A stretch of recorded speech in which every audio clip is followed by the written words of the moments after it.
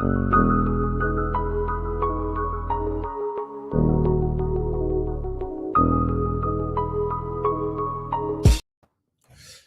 to another episode of Sports Line with JLE, where we discuss sports like family. That's the theme song, Man Talk, of my first album, The JLE Experience, on music copyright. A lot of great stuff happened in sports. Indiana won the college football playoff championship. They beat Miami to U 27-21. Might have been a good game. Now, of course, has come out after the win that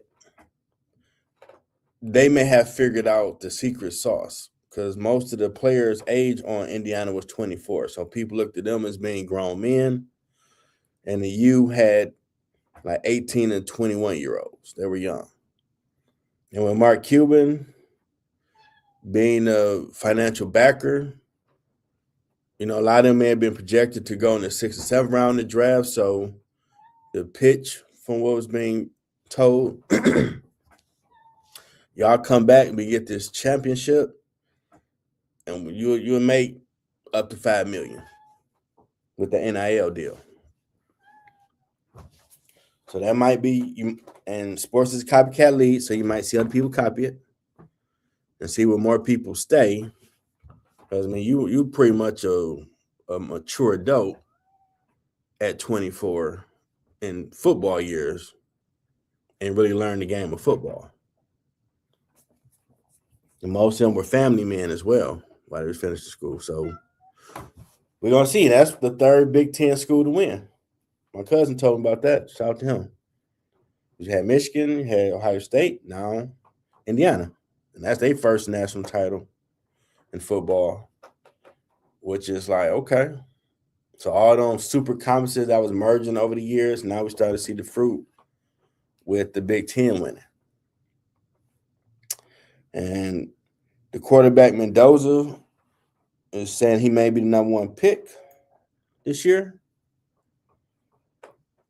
So we're going to see. He played well. He did that one touchdown. He leaped in and get it. He knew he was going to take that hit. That's what a quarterback should do. You're going to get hit. You need the end zone. You get in there best way you can. Now, the NFL Final Four, Championship Sunday is this week. You got on the AFC side, what I predicted, number 1 Broncos versus number 2 Patriots. And I had an NFC, number 1 Seahawks versus number 2 Bears, but Matt Stafford them pulled it out. So they've taken on number 5 Rams. That's the late game.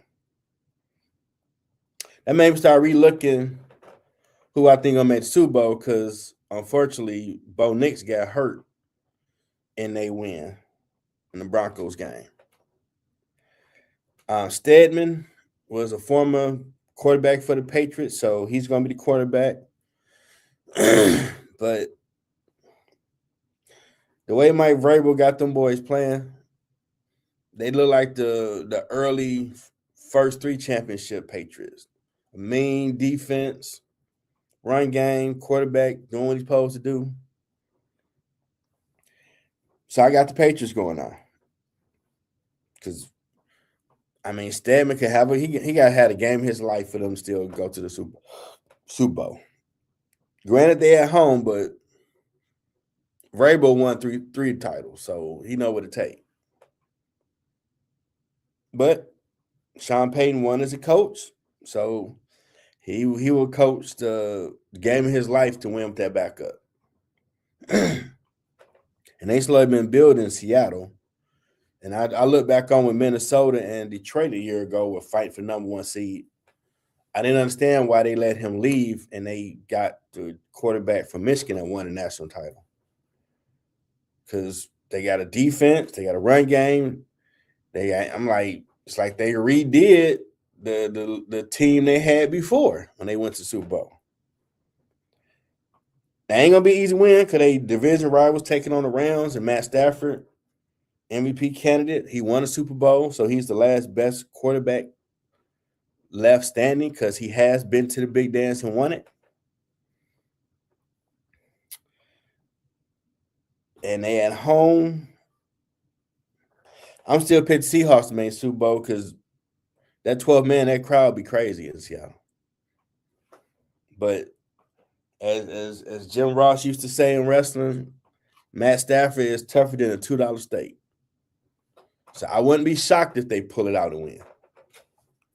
But I'm gonna give Seattle the home field advantage by that crowd be crazy. So Patriots Seahawks for Super Bowl in 2 weeks. What I got. But I wouldn't be shocked if it's Patriots, Rams, or Broncos, Rams. I'd be more shocked with the Broncos, given Bo Nix got hurt. Now, of all these coaching vacancies in the NFL, a lot of jobs are being getting full quickly.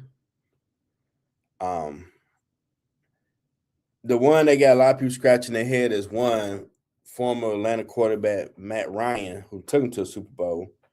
They gave him a job as the president of football. And they hired Stefanski, coach of the Browns. A lot of people felt whether it was on him doing it by himself or he was told to do it, really wasn't giving Shedeur Sanders the best opportunity to show if he's a good quarterback or not. And now you go to the Falcons. I mean, you make up a Rooney Rule to give minorities opportunity to become head coaches, even opportunities in the front office. And you pretty much just hiring people that you know or like. I mean, you couldn't find no one else qualified besides Matt Ryan to do that job. Of all these coaches, he just had a losing season in Cleveland. And he got a job. Now, you might say, well, hold on, Jeff. What about Harbaugh going to the Giants? Yeah, but he was always a favorite to get to the Super Bowl. Wasn't nobody talking nothing about Cleveland. They had a hot minute for a second when they had Baker and they was making some moves, and then they got rid of him, and they had a good defense, nothing else. I'm like, okay. You got that job. Then I saw this one. Now, Phillip Rivers was a great quarterback for the Chargers. They brought him back for the Colts because he played in that system. But how is he interviewing for the Buffalo Bills head coaching position?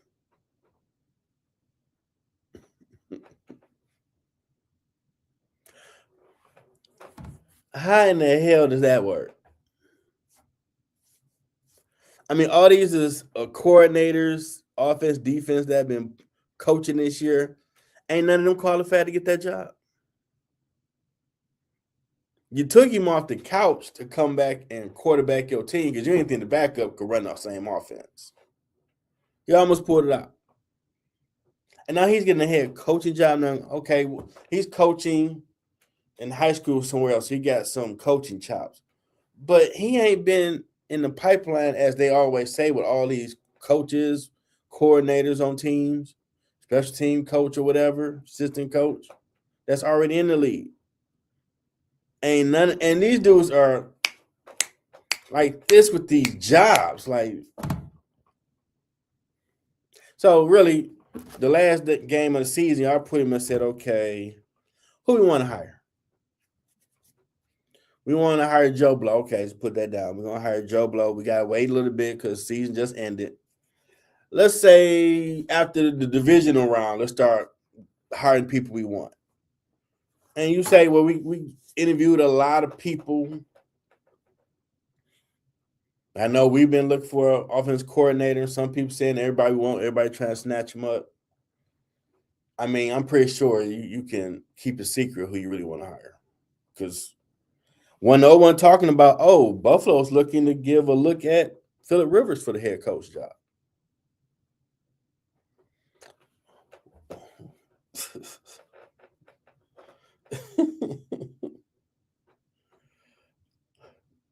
And, when you sit and see this stuff, you have some people say, "Don't play the race card." That's first thing y'all start screaming. I'm looking at all these coaches in the league right now. None of them are qualified to get the opportunity. This man was on the couch, coaching high school where he was coaching at. He come back to play in the same system he retired from, and now he getting all these opportunities. He seems like to be a good dude, but no one else is more qualified that's been coaching this season. Okay. You just sit back like, okay. Then the Ravens, they hired the Charger defensive coordinator, Jesse Mentor. Well, at least he's a defensive-minded coach, so the defense should be better. Cowboys hired Eagles passing game coordinator, Christian Parker, as their new defensive coordinator. I mean, these jobs just been leaving. Like, dang.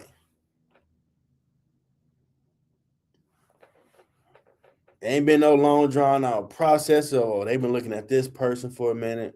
They interviewed this person, that person, that person. Then I'm reading about the Cleveland job where a lot of people turn that down because the GM and owner wanted Jim Schwartz, who's the coach of the Lions, defensive coordinator for the Eagles when they won the title. I think he's still been over there. Well, he's going to be defensive coordinator, and this now they already putting demands on how they want him to run the team. And I can understand that as a head coach. If I'm going to run this ship, I do it the way I want to do it.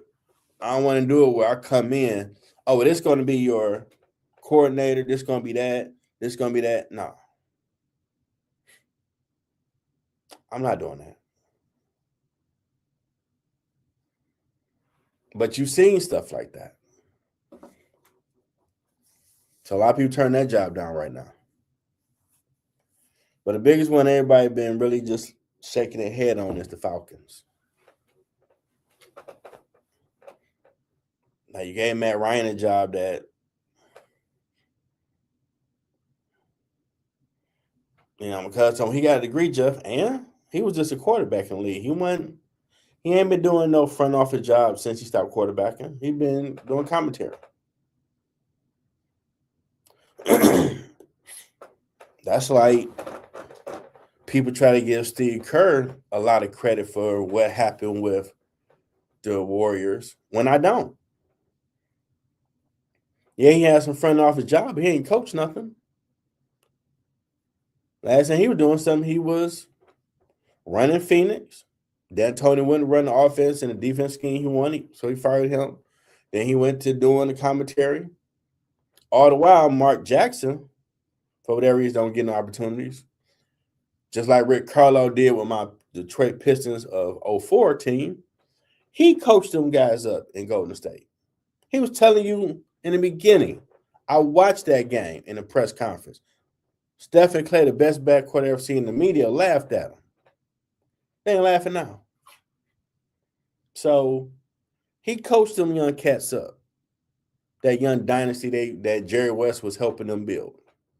Shout out to late, great Jerry West. And then they were primed to win titles, and they pick him as the coach. But Jeff, how you gonna say he ain't a great coach? Because they didn't drafted a lot of great talent, and ain't done nothing with it.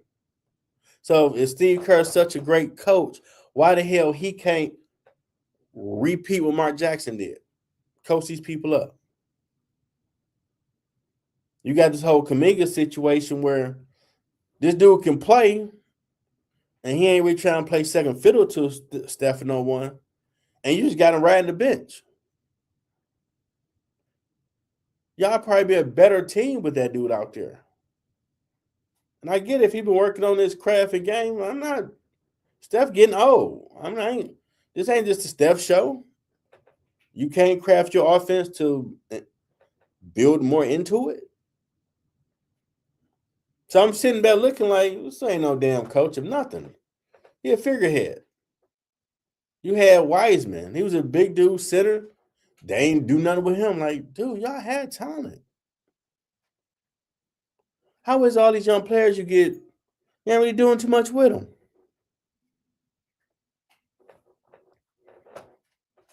And y'all stay a bottom feeder team at the bottom of the playoff ratings. Y'all stay in the 6th to 10th range. They ain't seen the top 4 in a while. But you saying he's a great coach? No. Larry Brown got all the credit, but Rick Carlisle built up the Pistons. He taught him everything he know to become a champion. He took all the credit.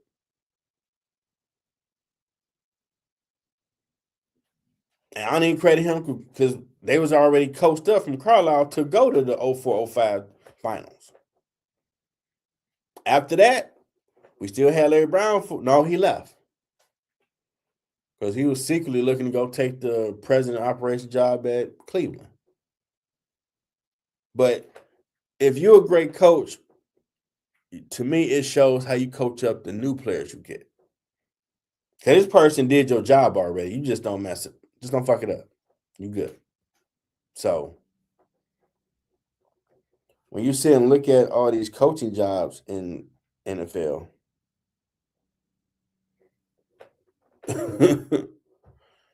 come off the couch and get opportunities.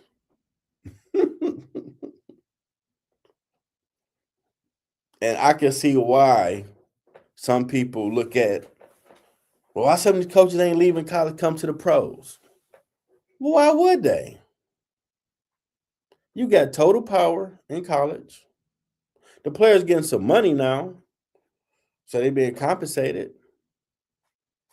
And you ain't got to deal with no owner that's on some bull thinking they know something. Cut the check and get out the way and look pretty on camera in your skybox. And for all them Cowboy fans, until Jerry Jones step away, y'all will never win shit. Because he got to be the reason y'all win. And he don't know nothing. Do the players he draft have some talent? Yes. But do they have that? They want to be a champion DNA? No. It's been 30 years now since the last time they won with Troy Aikman now. And this is the same dude that told the great Jimmy Johnson, I could have got anybody to do your job. And he left. And they won with Jimmy players their last title, 95-96 year. And after all the Jimmy Johnson players left, they ain't won shit since. Bunch of hype, win a few games, maybe win a playoff game, but you ain't going to pencil in the Cowboys for the Super Bowl or conference championship games almost in the end of January. They going to find a way to blow it. They probably could have won 4 or 5 in a row if you'd have kept Jimmy Johnson, but nah. Because I need some credit. You the owner. They give you the trophy after the Super Bowl. That's enough. So until he stepped down from his spot, so I think his son and everybody else will actually hire the people that know what they're doing and get out the way. But Jerry Jones ain't gonna do that. Like Suge Knight said, all up in the videos, he need to be the one with all the press talking to. You ain't the coach, dude. Why all the press ask you, so what's going on with the team? You should be asking the coach that, not you. But you want to be the coach without being the coach. To his credit, he got on relevant. They one of the top franchise worth what, almost $10 billion now. But don't win nothing. So he definitely keep them in the papers. And they had Jimmy Johnson, and he disrespected him. So I can see why a lot of these college coaches are, man, I'm staying in college. I ain't gonna deal with all that crap over there. Well, you want a national title in Super Bowl. Who cares? Championship. If they paying you almost $50 million to be a college coach and you keep playing for a national title, why would you go to the NFL? Because everybody ain't about winning in the NFL. They got their own agendas. and all the politics that you hear people talk about now that they deal with within these teams. Egos and all this crap. You do your thing in college. So I get it. I don't know if Deion's position changed, but Coach Prime has said before, man, these cats be doing everything different. It ain't just about winning. So I'd rather stay here where I could teach young men. Once you get to the pros, some of the cats be making more than the coach. So what you talk? Stop talking to me. I'll pay your salary for the day. Pretty sure something that disrespectful. You know? So it's kind of weird. Now, Jenny Buss story came out this week on how she felt she didn't like the narrative that LeBron was going to be the savior of the Lakers, how him and Rich Paul Clutch Sports took over their team. Well, we had a running joke that he was the GM of the team as well. And a lot of people they picked, it did seem that way because his son is getting free money. And he ain't an NBA player yet. He working on it. I said it during that draft. You could have drafted one of Connecticut players who just won another national title to help the Lakers win. But y'all want to have y'all lifetime story, Brian and Bronny, NBA journey, on opening day, and pay that man the money he getting. So I'm sitting here, oh, it's coming out that she had an issue with all this. Well, you went along with it. I mean, you should. Magic came back. He was trying to build a Showtime Lakers Part 2. All that young talent he drafted. Y'all should have stayed with that model.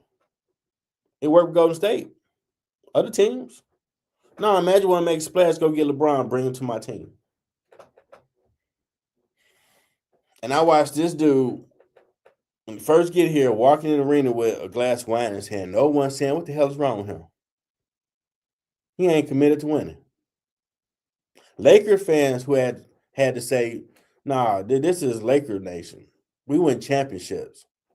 We don't care about what you did nowhere else. You need to get on Kobe level because he gave it everything he had to win us titles. Rest in peace, Kobe and everybody in that helicopter and his daughter. And the Laker Nation got on his ass to where he had to stop worrying about going to make some movies with his production company and all that crap and actually win a title. To his credit, he won that bubble title. I don't really count it, but he won one. But then the power he amassed over time, like, dude, how y'all let this dude take over your team? So I blame Jenny for that.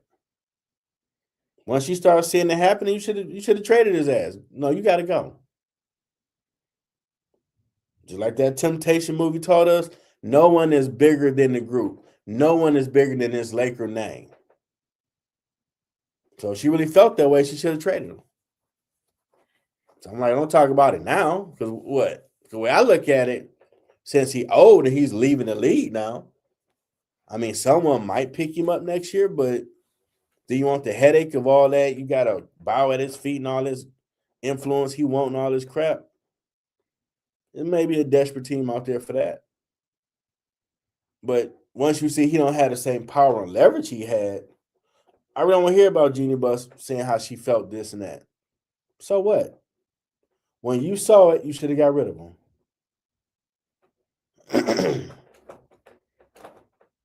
And had she got rid of LeBron, have the guts, get in that podium. This is Lakers above anybody. I don't care what you did nowhere else. This is the Lakers. We got chips. And you're going to add to it or hit the bricks.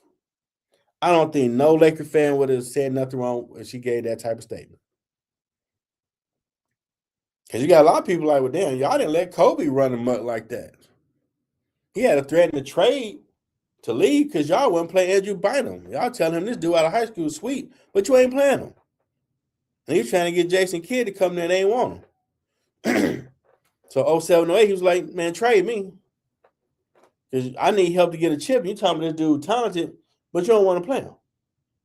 They finally started playing him. You saw he did have talent before he started having leg issues.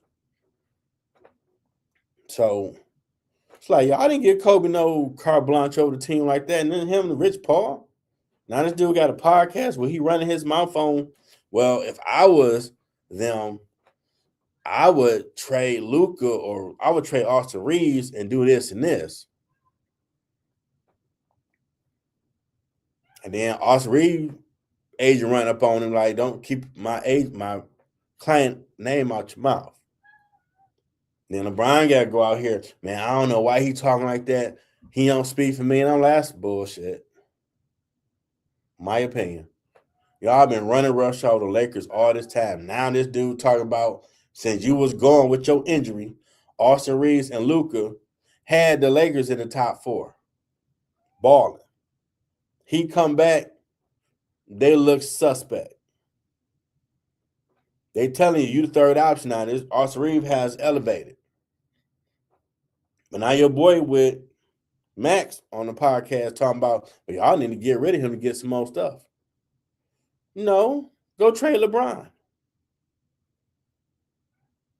And I heard something about they might. Please don't resign that dude. Let him leave.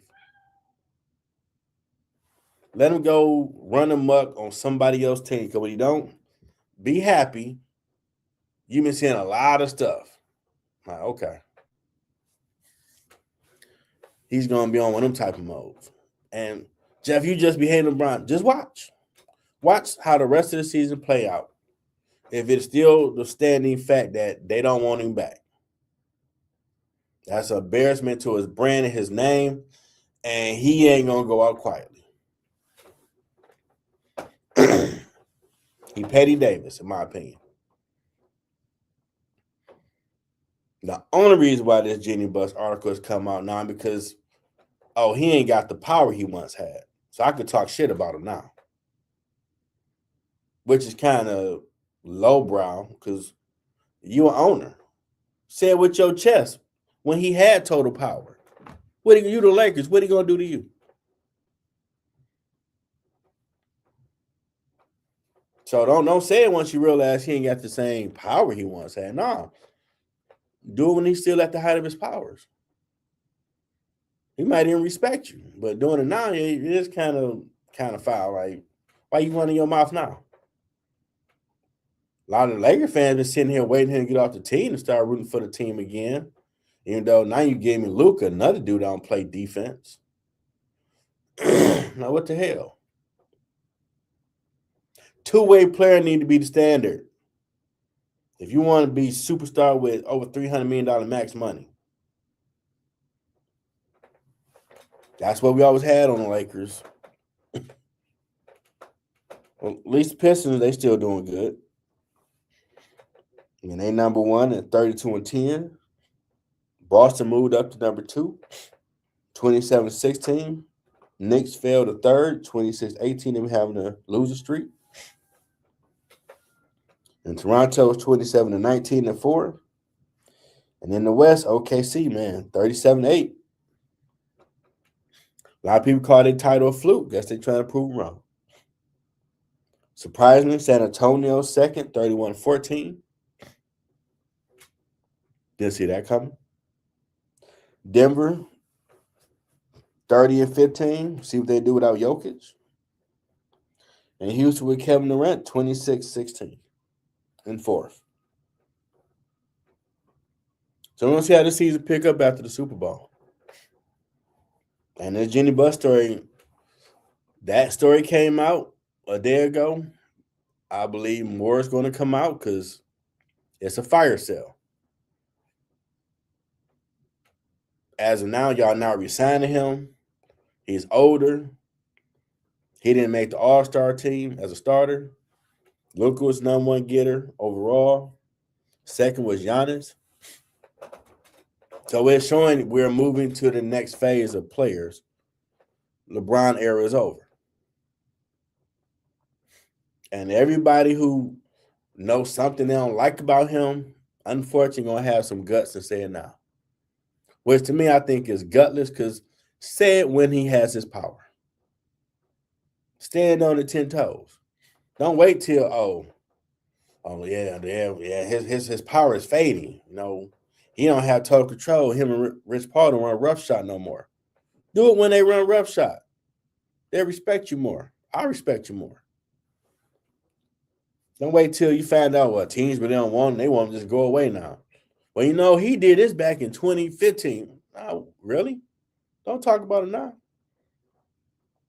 But more will come for the season end. Should be two good games Saturday, Sunday. New JLE Lounge show tomorrow. New ground floor. Rerun interview. And a lot of me going on sports. We see what else happens. So if y'all enjoy this episode, you in Detroit, hey, I looked at the weather, man. It's negative degrees and feel like negative all night. Be safe, stay warm. Go to Middle Ground Jelly Network channel and watch it. And y'all have a good one. Till next time. Thanks for tuning in to the latest episode. Hope you enjoyed the show. If you want to purchase my latest products, my books and music, go to Amazon.com. I have new merchandise on the way. Subscribe to my YouTube channel, Middle Ground with JLE Network. Thanks for coming.